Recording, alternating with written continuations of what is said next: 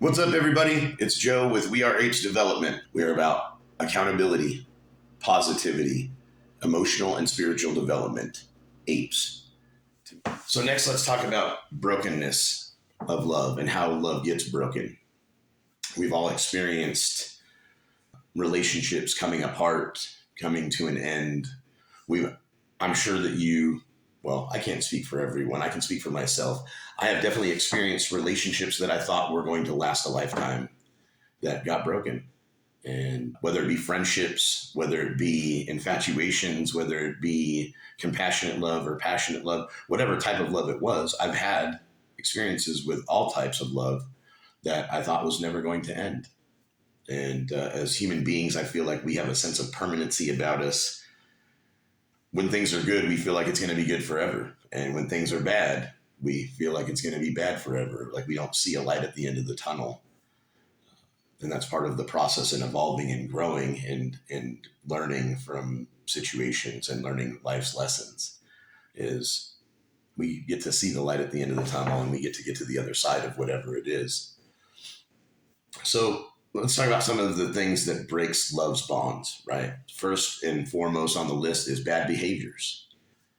Bad behaviors that are unacceptable to us or to a partner. Smoking, drinking, gambling, lack of self-care, right? Letting oneself go. People gain a bunch of weight or develop bad eating habits or use eating to comfort other things that are wrong, right? Comfort eating is definitely a coping mechanism. So how oftentimes do people end up depressed or in a relationship where their partner is depressed or their partner goes through a traumatic experience and we lose attractiveness. We stop being attracted or attractive to our partners. And that's definitely something that can break the bond and can create a divide between two people. Number two, obviously, is cheating. Um, Probably should be at the top of the list, but the research that I did, it was definitely not at the top of the list. Cheating obviously doesn't affect every relationship, but it definitely affects some to the point of no return. Hearts get broken, trust gets broken. Obviously, loyalty ceases to exist if somebody steps out on a relationship.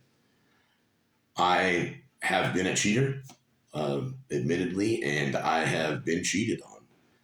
And it's something that I don't tolerate or won't tolerate now.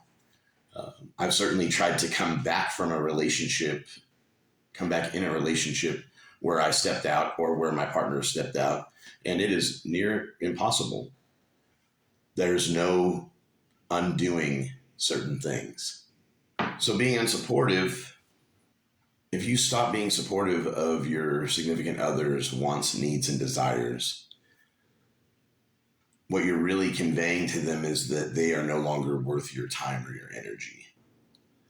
And someone is only going to allow you to make them feel that way for so long before they stop giving you access to them.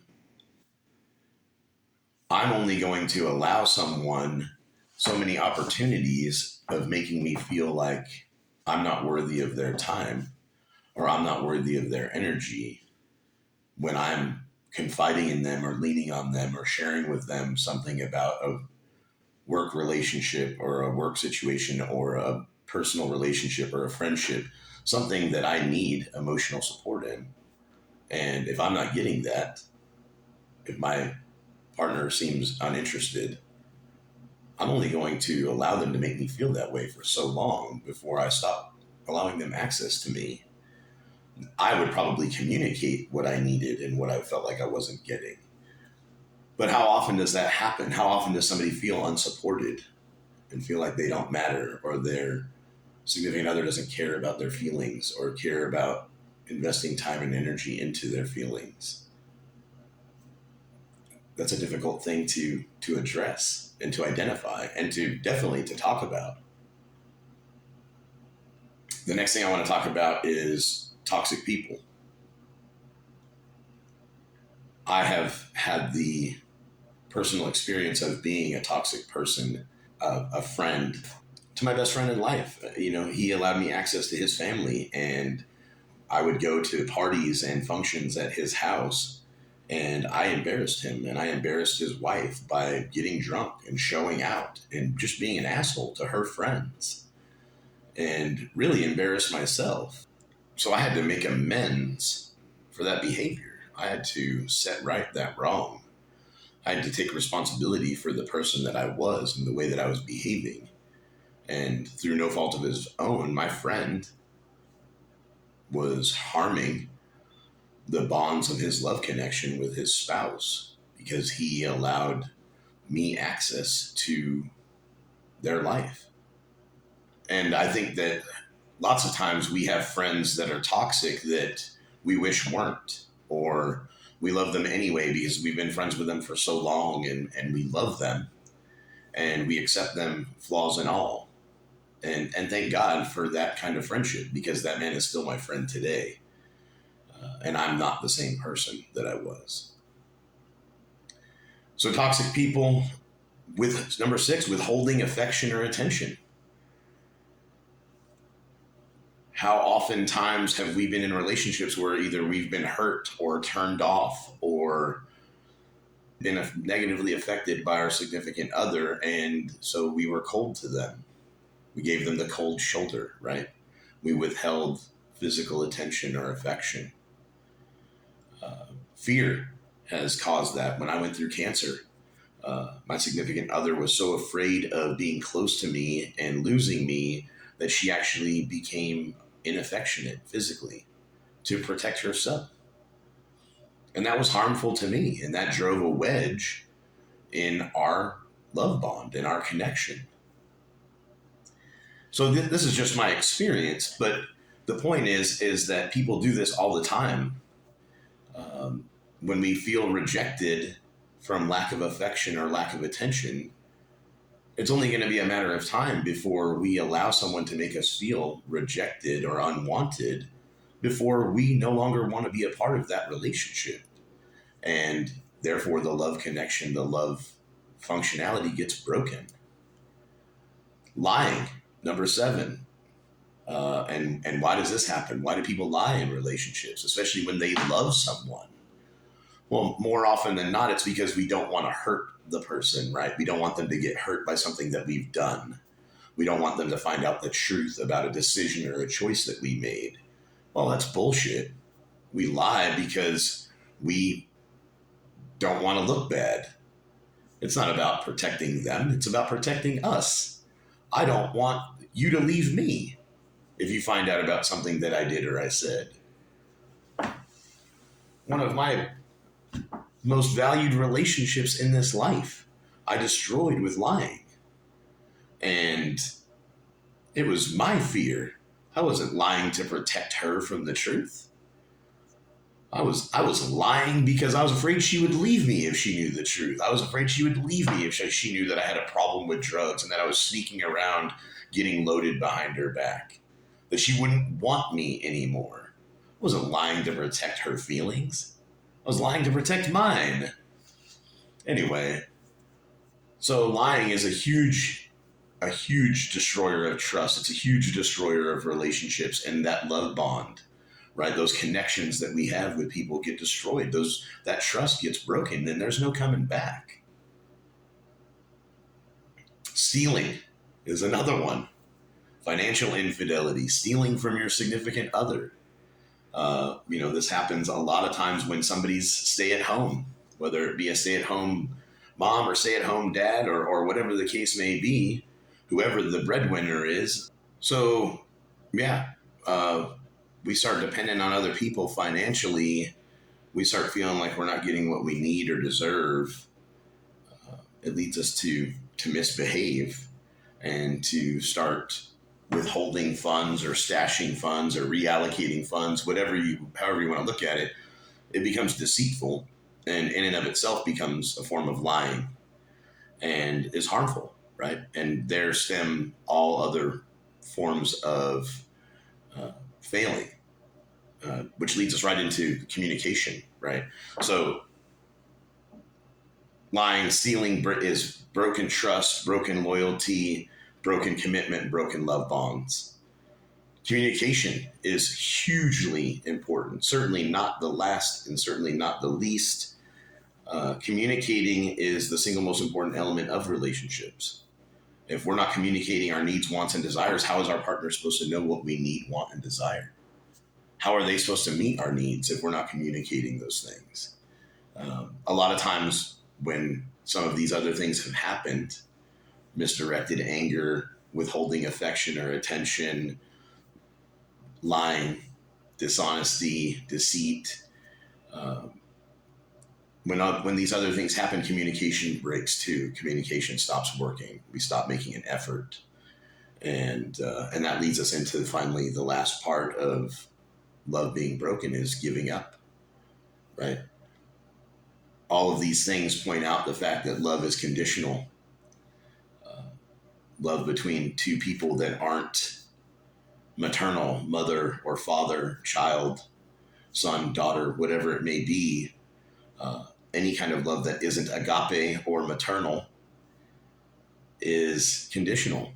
All of these things cause us to fall out of love and to stop loving someone and to stop caring uh, and putting forth effort and energy and time, especially when we feel like it's one sided or it's undeserved.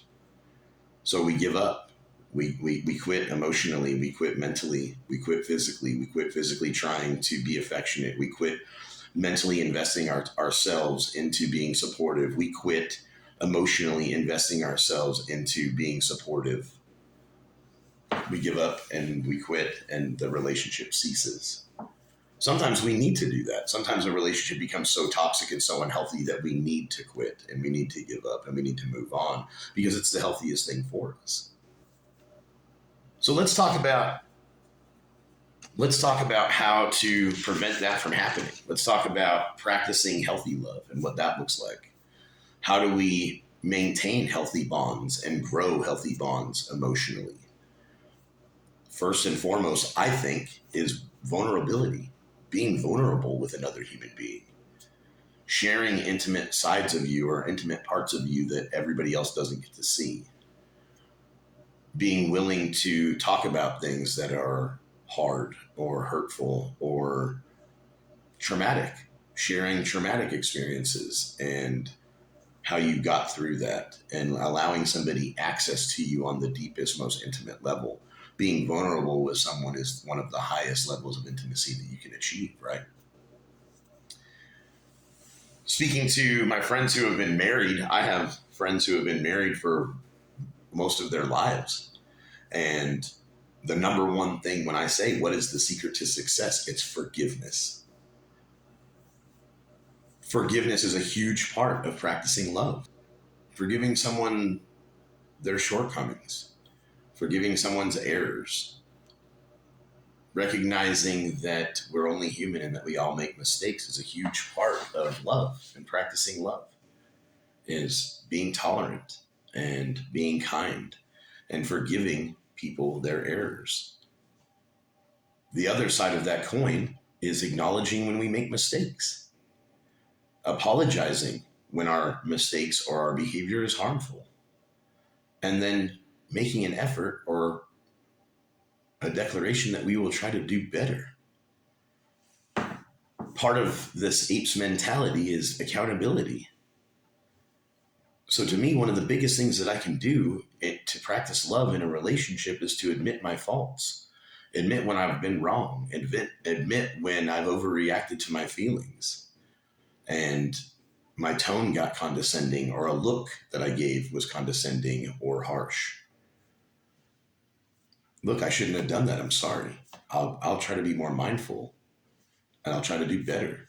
That goes a long way to showing someone that you care. That's the next thing on the list.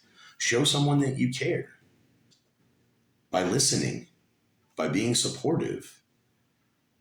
Sometimes we just need to shut the hell up and listen to what our partner has to say so they can communicate what their needs, wants, and desires are or what their concerns are.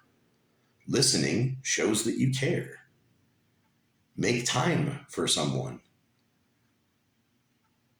Date nights are hugely important. We get so busy, we get so caught up, whether it's a personal relationship or a friendship or whatever it may be. Make time. Go out for dinner. Go out for coffee. One of the most valuable commodities that I have is my time. One of the greatest things that I can do for my relationships and for my relation and my friendships and my relationships is to be giving of my time, to make time to grow those bonds and those connections. One of my best friends I have dinner with pretty regularly, at least once a month or so, and we catch up. We make time. We go out and we talk and we catch up and we share our experiences with each other and we relate and laugh. Going out for coffee is another great one to build on relationships or connectivity with other human beings. Let people know you care by making time in your busy schedule. Reciprocating loving gestures and acts of kindness, right? Acknowledging when someone does something loving or thoughtful. Tell them that you appreciate it. Nobody likes to feel like their efforts are left unnoticed. Nobody likes to feel like they've made an effort and it didn't matter. Let someone know that it had an impact when they do something thoughtful for you, when they go out of their way to make you a meal or to get you something that you like, that they know you like. Whether it be music or some sort of hobby or interest or something that you like to do, tickets to a game, tickets to a movie, whatever it is, let them know that you appreciate them recognizing your wants, needs, and desires. And then reciprocate that. Be thoughtful yourself. Go out of your way to do something loving. And one of the healthiest relationships I've ever had, we used to love to cook together. And we would hang out in the kitchen and laugh and talk and relate and connect. And some of our most intimate moments were just lovingly sharing ourselves with each other. And that is a huge part of practicing love as well, sharing yourself, sharing your soul, sharing your emotions, sharing your thoughts and your viewpoints. And we used to hang out in the kitchen and laugh and joke and talk and bake. And those are some of my fondest memories of that relationship. And it's because we took time. We made time for each other. We showed each other that we meant what we meant to one another. We showed affection. We were physically affectionate. We shared ourselves and we made loving gestures and random acts of kindness. The other thing that I want to talk about is when it comes to practicing love is recognizing good behavior, reinforcing good behavior and good qualities. An attaboy or an attagirl goes a long way, right? Like letting someone know, like, hey, I really appreciate that you did that. Thank you for being you. It speaks volumes about how you feel about someone and it reinforces that connectivity and that bond. When you are sincere and intimate with someone and say, I really just appreciate you. I appreciate the things that you do and I appreciate you being you because that's all that you need to do to make me happy and to make me love you and appreciate you is just be yourself. And that goes so far. Like who doesn't want to hear that? And we get so caught up in work and family and other friendships and drama and chaos and the busyness of life that we forget to show our appreciation for the people that mean the most to us. Practice loving people by doing some of these simple things, by being forgiving, by acknowledging when you make and owning when you make a mistake and apologize. Show you care, listen, make time for them, reciprocate loving gestures, recognizing good qualities and behavior, sharing yourself, sharing about yourself, showing affection. And most importantly, make it unconditional. Don't stop loving someone or stop being friends with someone because of some stupid reason. My best friendships and my best relationships are unconditional. That means that I don't expect anything from them. There's not any kind of reward or payment for me for being their friend. I just love them as people. I love them as my brothers and sisters. And I let them know often. So when it comes to practicing love and working on loving relationships, I think the best advice that I could give anyone is to practice being the person that you want to have in your life. Practice being the type of partner that you want to have. Love unconditionally. Show affection. Share yourself. Recognize good qualities in other people. Reciprocate loving gestures and acts of kindness. Make time for people. Listen to people. Show that you care.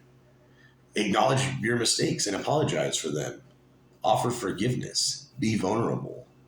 If those are the qualities that you want to have in a loving relationship, then practice being those things. You will attract what you feel that you deserve. You will attract what you feel that you are worth. You will attract like-minded people because those people will recognize those qualities in you. I wish somebody had given me a guidebook on relationships and growing up emotionally and the amount of work and effort and where to focus my energies on work and effort in relationships. I'm going to close with true love. I've got some notes on true love and what that looks like. True love is unconditional. It's selfless. It's free of expectations. It's nurturing. It's encouraging growth. It's not controlling. True love is empathetic, meaning when your significant other is hurting, you're hurting. You feel what they feel. You share their emotions. True love is teamwork and partnership. True love is contentment. It's not anxious. True love is accepting and understanding. True love exhibits continued growth and togetherness. True love does not recognize ego. Your ego and pride should cease to exist where someone else's feelings are involved or where someone else's feelings are concerned. You should not care about saving face. You should care about saving their feelings and saving the relationship. Mutual respect. True love is mutual respect, respecting one another, respecting one another's beliefs and boundaries, and practicing that. True love is a healing space. It heals, it's safe, it's protected. And most of all, true love is companionship, right? Through thick and thin, through better or worse. It's a counterpart. It's a partner in crime. It's a Bonnie and Clyde thing. I'm going to wrap up with what I believe are the keys to successful loving relationships. These are paramount. Above all else, I believe these are paramount, and that is willingness, communication, number one, transparent, open communication about the things that really matter. Loving kindness and meditation on being loving and kind. Think about your significant other when you're not together. Think about how you can be loving and kind to them when you're not together. These are keys. This is a tool that you can practice. Conflict resolution, first and foremost. Always be looking for solution. Stop pointing fingers, stop pointing blame, stop looking for someone to be at fault. It does not matter. At the end of the day, when you have a relationship with another human being, it does not matter who is at fault. What matters is what happened and how to get past it and how to prevent it from happening again. It doesn't matter who did what first, who said what first. Your feelings got hurt, my feelings got hurt. Let's see how we can move forward and not hurt each other's feelings again. Conflict resolution is number one. Communication, willingness, forgiveness, and most importantly, love is not contractual. It doesn't mean that we give up or quit because of any one thing. If we're practicing forgiveness, if we're acknowledging our mistakes, if we're creating a loving, healing, protected space, there should be no reason to quit. There should be no reason to have boundaries in place. I'm not going to be with you anymore or love you anymore if you do this. Those are boundaries that we set with toxic people. Those are boundaries that we set with people who aren't our significant other. someone who we're not in a loving, bonding, connected relationship with, whether it be personal, emotional, whatever kind of relationship it is. Those kinds of boundaries and those kinds of limitations and restrictions are set aside for practicing healthy boundaries with people. You shouldn't be having to set healthy boundaries with people who have access to you on the most intimate level. If you're practicing the kind of love and exhibiting the kind of love that you want to experience, you shouldn't have to have a contract. You shouldn't have to set boundaries. There should be no contingency, or it should just be a mutual understanding that we're both in this and we're both committed to figuring it out, whatever our differences may be. If you made it this far, bless you. I know it was a lot to digest. I probably could have done 5 episodes just on this one topic. I appreciate you listening. I appreciate the support. If you haven't already, please subscribe to my channel. Please like the video. If you want to hear more, leave a comment.